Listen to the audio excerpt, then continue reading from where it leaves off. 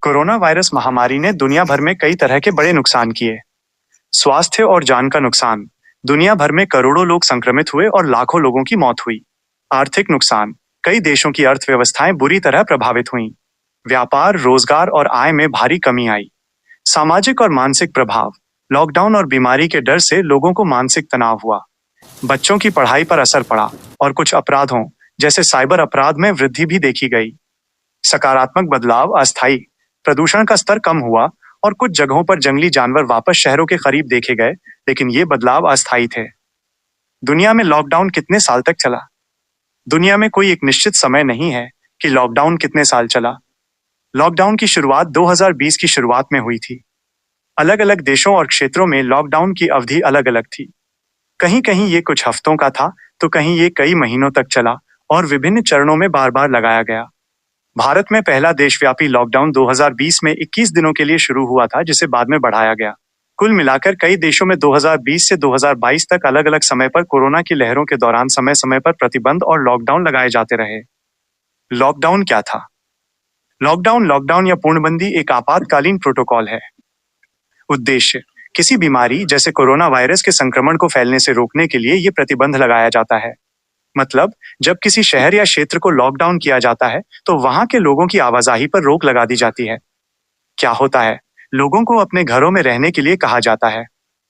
केवल बहुत आवश्यक कार्यों जैसे राशन, दवाएं या आपातकालीन स्वास्थ्य सेवाएं के लिए ही बाहर निकलने की अनुमति होती है।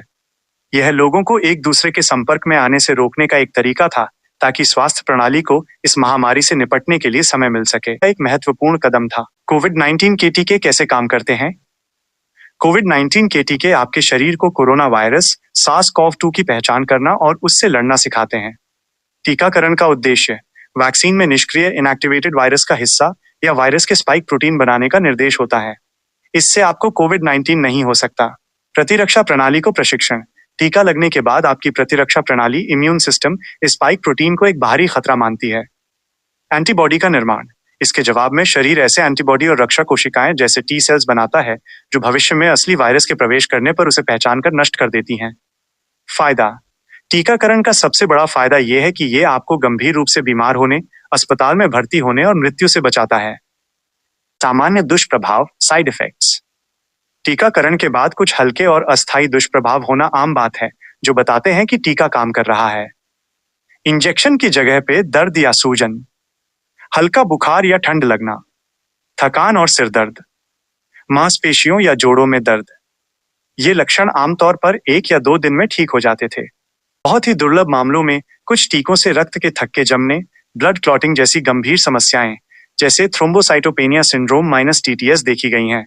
हालांकि स्वास्थ्य विशेषज्ञों का मानना है कि वैक्सीन के लाभ उसके दुर्लभ दुष्प्रभावों के जोखिम से कहीं अधिक थे। भारत में दुनिया का सबसे बड़ा टीकाकरण अभियान। भारत ने 16 जनवरी 2021 को अपना राष्ट्रीय कोविड-19 टीकाकरण अभियान शुरू किया। इसे दुनिया के सबसे बड़े और सबसे सफल टीकाकरण अभियानों में से एक माना जाता है। 1. अभियान की शुरुआत और चरण। टीकाकरण अभियान चरणों में चलाया गया, जिसमें प्राथमिकता समूह तय किए गए थे। पहला चरण जनवरी 2021।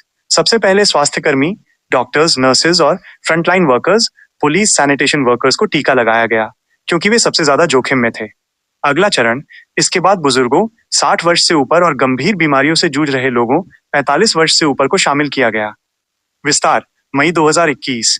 1 मई 2021 से 18 वर्ष से अधिक आयु के सभी लोगों के लिए टीकाकरण खोल दिया गया। बच्चों के लिए 2022, बाद में 15 से 18 और फिर 12 से 14 वर्ष की आयु वर्ग के बच्चों के लिए भी टीकाकरण शुरू किया गया। भारत ने इस अभियान में कई ऐतिहासिक मील के पत्थर हासिल किए। टीकों की कुल खुराक: भारत ने 4 अप्रैल 2023 तक पहली, दूसरी और एहतियाती बूस्टर खुराक मिलाकर 2.20 अरब 220 करोड़ से अधिक टीके की खुराकें दी। पात्र आबादी का कवरेज: 12 वर्ष और उससे अधिक आयु की लगभग 95% पात्र आबादी को टीके की कम से कम एक खुराक दी जा चुकी है और लगभग 88% को दोनों खुराकें दी जा चुकी हैं।